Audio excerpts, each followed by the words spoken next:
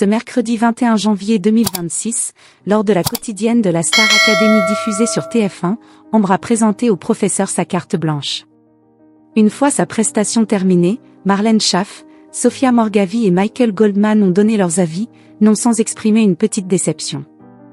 La Star Academy a rouvert ses portes le 18 octobre dernier avec la diffusion sur TF1 d'un premier prime où les 17 nouveaux élèves ont tous été présentés. Ils ont ensuite posé leurs valises au château de Damary-les-Lys pour plusieurs mois d'apprentissage. Au fil des semaines, des évaluations ont eu lieu et les premières nominations sont tombées. Certains académiciens ont définitivement quitté l'aventure, à commencer par Mehdi, le Benjamin de la promotion.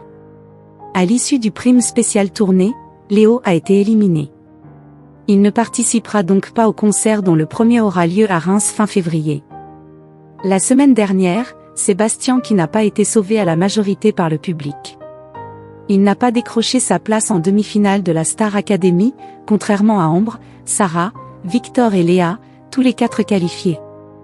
La première demi-finale aura lieu ce samedi 24 janvier 2026 et elle opposera Sarah à Léa. La semaine suivante, ce sera au tour de Victor et Ambre d'être opposés avant de connaître le gagnant de cette édition 2026 qui succédera à Marine. En attendant, les élèves ont passé des évaluations en début de semaine. Léa a pu rentrer chez elle en Suisse pour une journée et Victor et Ambre ont présenté au professeur leur carte blanche. Michael Goldman en a dit plus sur cet exercice avant leur arrivée. On leur a proposé de faire une grande audition pour qu'ils proposent une idée de carte blanche pour qu'ils aient quand même, pour l'un des deux, l'option de briller sur le prime de samedi. Ce sera à nous de déterminer à l'issue de ces auditions laquelle nous semble la plus prête, la plus crédible pour faire leur carte blanche sur le prime ce samedi, a-t-il expliqué. Ambre a choisi le titre Applause de Lady Gaga. Après avoir performé, les professeurs lui ont livré leur ressenti. Je viens de me prendre un TGV dans la tête, a réagi Michael Goldman. Une fois la candidate partie, chaque professeur a donné son avis. Il y a du positif et du négatif. J'ai été marquée par le tableau chanté-dansé qu'elle avait fait avec Jonathan, où elle chantait déjà une chanson de Lady Gaga. Comme elle l'a déjà fait une fois, je voudrais pas qu'on aille dans la comparaison.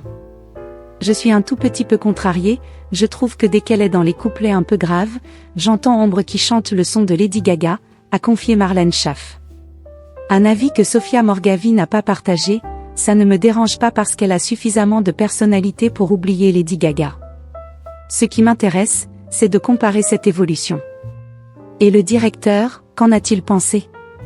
Je suis complètement d'accord avec vous, mais quand une artiste de sa taille se dit « j'ai ça au fond du bide », avec tous les dangers qu'il y a, je me dis que c'est aussi le genre de prestation où elle peut exploser et j'ai trop envie de le voir ce tableau.